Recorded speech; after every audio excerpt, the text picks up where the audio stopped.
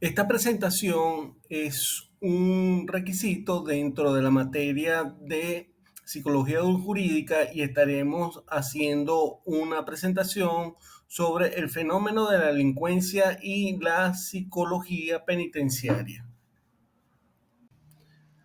En esta presentación tendremos 5 puntos, los cuales son el fenómeno de la delincuencia, cómo se da, qué factores influyen. Luego, a quién se le identifica como delincuente. También tenemos señales el papel de la familia en la conducta delictiva. Tenemos igualmente definición de la psicología penitenciaria y sus funciones del psicólogo en el ambiente penitenciario. Y por último, tenemos la importancia del informe del psicólogo en el ambiente penitenciario. Buenas. En este momento vamos entonces a conversar sobre cuál es el fenómeno de la delincuencia y cuáles son los factores que implican en ello. Entonces podemos decir que la delincuencia es tan antigua como la sociedad humana, ya que es un hecho de violentar el estrato de la vida, es decir, cuando se mata, cuando hay un homicidio, al igual como violentar el derecho a la propiedad cuando se tiene un hurto, cuando se comete un robo. Y también tenemos entonces el hecho de la delincuencia sobre el área cultural, que es cuando entonces vamos a ver delitos del interreligioso, social. ¿Ok? Y entonces, ¿qué pasa? Nosotros tenemos que tomar en cuenta que las leyes están dirigidas a castigar dichos delitos, pero también tienen el espíritu de poder reincorporar al individuo a la sociedad. Entonces podemos decir entonces que esto es un hecho, un constructo social. ¿Y de qué depende este constructo social? Bueno, también nos va a demostrar nuestra sociedad. ¿Por qué? Porque, bueno, nosotros podemos definir que el matar a una persona es un delito, pero siempre y cuando este delito no esté enmarcado dentro del Estado como órgano que tiene el control absoluto de la violencia y entonces, bueno, se está en una guerra o un acto policial, pues. También podemos decir que nos va a mostrar nuestra sociedad, ya que podemos decir que bañarse en una playa con un traje de baño de 2 piezas, un bikini de 2 piezas es un delito. Bueno, en Occidente y en los países de mayor tendencia occidental no es un delito. Pero si lo vamos a un país de mayoría musulmana, entonces sí va a haber un delito. Y entonces nosotros desde Occidente podemos considerar un delito social, un delito religioso, y desde el área musulmana, bueno, definitivamente es un delito contra las leyes de la Shira, que es la ley religiosa. Entonces también tenemos cuáles son los factores que van a incidir sobre la delincuencia, sobre ese acto delincuencial. Bueno, tenemos dos grandes ramas. Una rama que es el área biológica, cuando en nuestro lóbulo frontal ha sido irrigado por algunos factores tanto internos como externos y bueno, va a producir un psicópata. O tenemos también el área social y dentro de esta área social el hecho principal o nuclear es la familia. En una familia donde su estatus económico es un estado bastante holgado, no hay problemas, digamos que son de estratos A, B y tal vez C, entonces los factores que van a implicar ahí es el abandono emocional de los padres contra los hijos, el uso de drogas, el uso del alcohol, también la revalorización o hipervalorización de los hechos materiales, mientras que en las familias de estratos más bajos, del estrato E, podemos entonces encontrar que hay la desintegración familiar producto de la violencia interfamiliar, producto de una baja educación y producto de una necesidad económica muy fuerte. Entonces, bueno, en estos dos elementos sociales podemos encontrar lo que podemos llamar el delito dentro de las sociedades nuevas. Hola, sean bienvenidos a esta presentación. Mi nombre es Andrea Tencio, cursante de la licenciatura en Psicología. En esta oportunidad les voy a hablar sobre a quién se le identifica como delincuente y algunos ejemplos de delitos. Los delincuentes constituyen el área del estudio criminológico que tradicionalmente ha suscitado mayor número de investigaciones. Una persona es un supuesto delincuente cuando existen indicios de criminalidad, pero no se le ha abierto causa judicial. En cambio, se debe emplear presunto cuando por haber presunción de delito se han abierto diligencias procesales, pero no hay fallo de la sentencia aún. En cuanto a la criminología, esta define al delincuente como aquella persona que ha transgredido las normas legales, sociales y culturales, agrediendo a otra persona o a sí misma, debiendo ser objeto de estudio, tratamiento y rehabilitación. El criminal nace con una predisposición de diversos orígenes hacia el crimen. Sin embargo, es toda una serie de factores que concurren en su persona para que llegue a esta conducta criminal. Entre los más frecuentes tenemos los factores de índole biológico y genético, las condiciones económicas y la ausencia de figuras parentales. Lo que conocemos como los hechos delictivos que este tipo de personas pueden llegar a cometer es todo aquel evento que atenta contra la seguridad, vulnera los derechos de una persona, conlleva el peligro, daño o riesgo, también así como el robo de dinero, celulares, carteras, robos de vehículos y automotores. También existen las amenazas e intimidaciones. Tenemos los delitos de índole sexual, los secuestros, las extorsiones, las estafas. Todo este tipo de delitos y algunos muchos más pueden reconocerse como los causales de las personas a las que se le identifica como delincuente. Buenos días, mi nombre es Ana Guevara, estudiante de la carrera de Psicología. Hoy les voy a hablar sobre el papel de la familia en la conducta delictiva. El papel de la familia en la conducta delictiva es compleja y multifacética.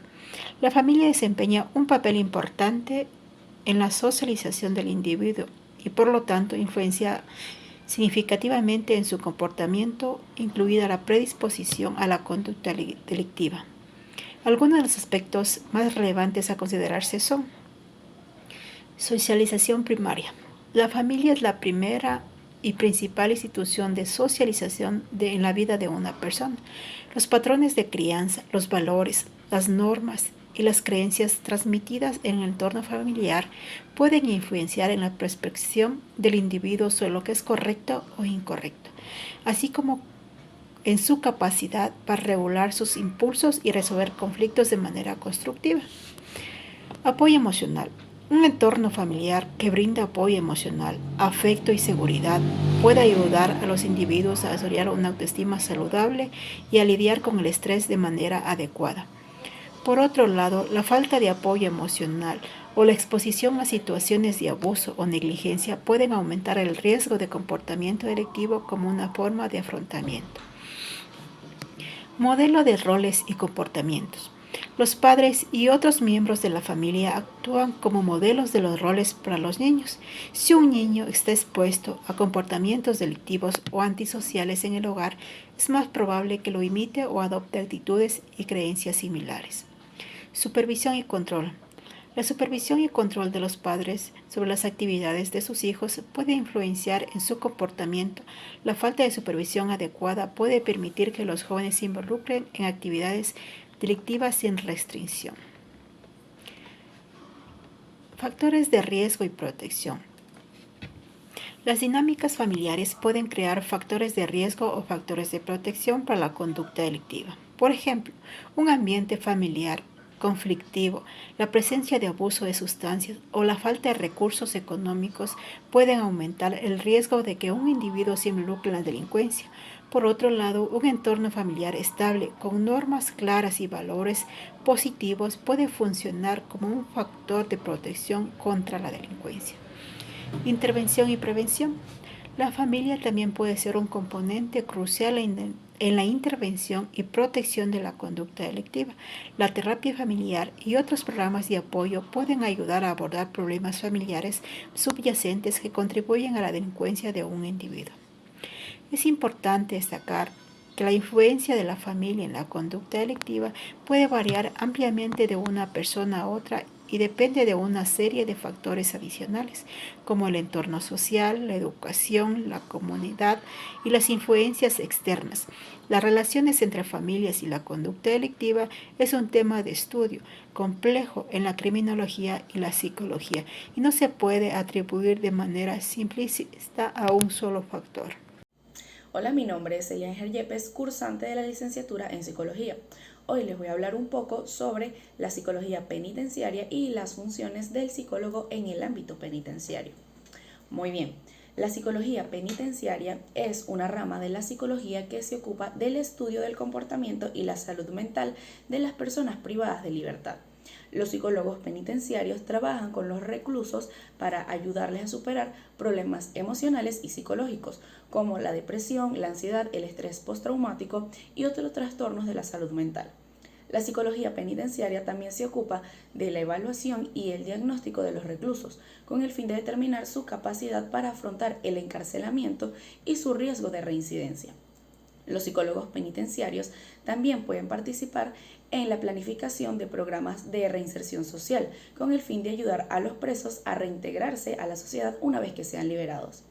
Los principales objetivos de la psicología penitenciaria son mejorar la calidad de vida de los presos, a prevenir la reincidencia y promover la reinserción social. Ahora, hablemos un poco sobre la función del psicólogo penitenciario.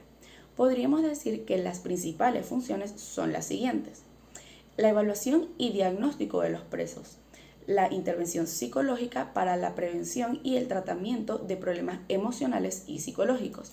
Esta atención puede incluir terapia individual, terapia grupal, terapia familiar y asesoramiento. Participación en programas de reinserción social. Estos programas pueden incluir formación laboral, educación, programas de desarrollo personal y programas de apoyo social.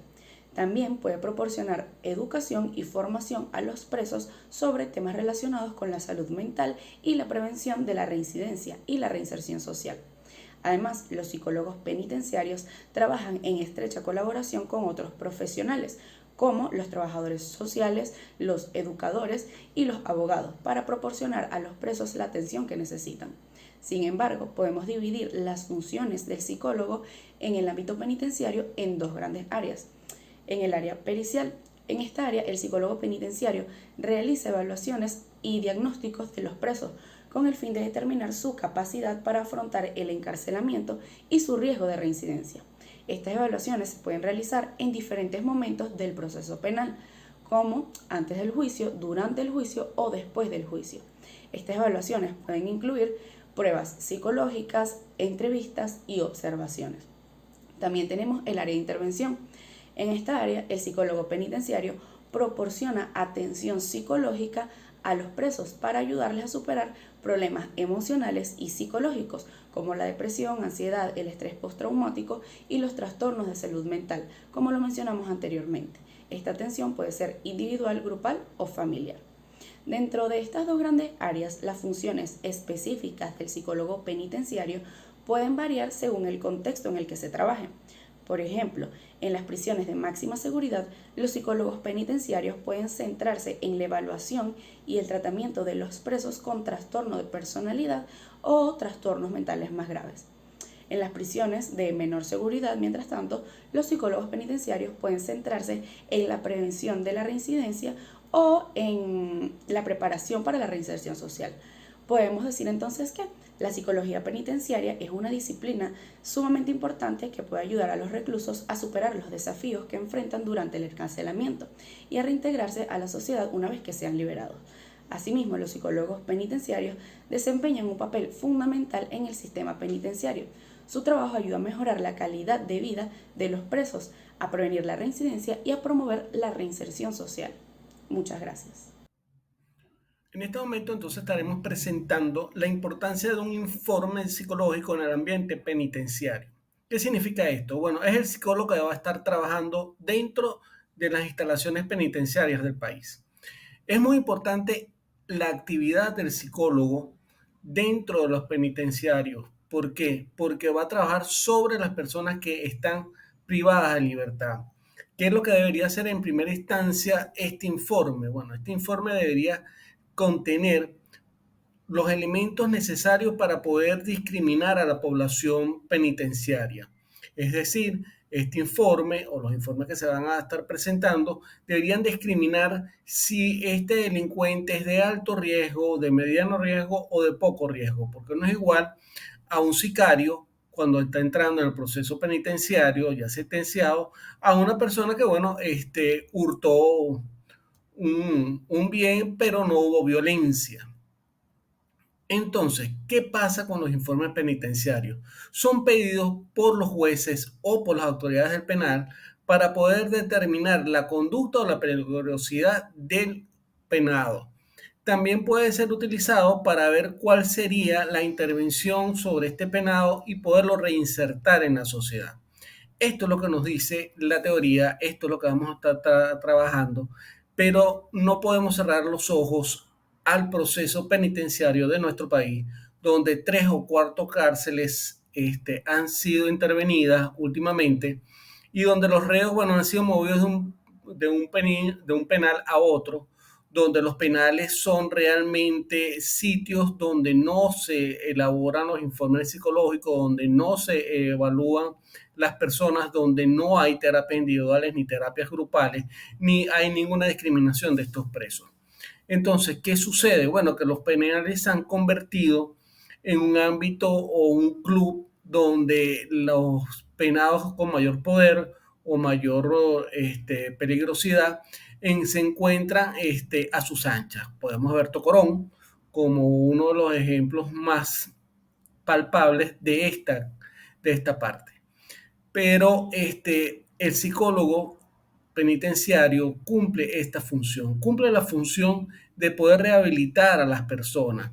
Y no es un sueño, nosotros lo podemos ver en otros países, como en las cárceles de Colombia, no todas, sino algunas que tenían ayuda de un plan de Estados Unidos, donde sí tomaron a los reos, los clasificaron, los pudieron validar y reinsertar dentro de la sociedad. Caso clásico, el señor denominado Popeye, que era uno de los sicarios de Pablo Escobar, pudo reinsertarse dentro de la sociedad. Entonces, esta es la importancia de un informe de un psicólogo dentro de los ámbitos penal, donde están dentro de las cárceles.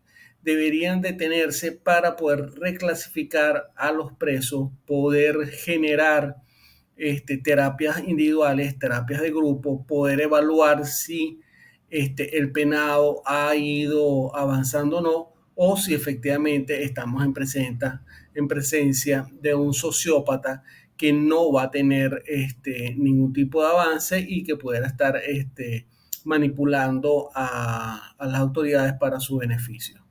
Es importante entonces que las autoridades y nosotros como futuros psicólogos vayamos evaluando la importancia del trabajo del psicólogo dentro de las cárceles.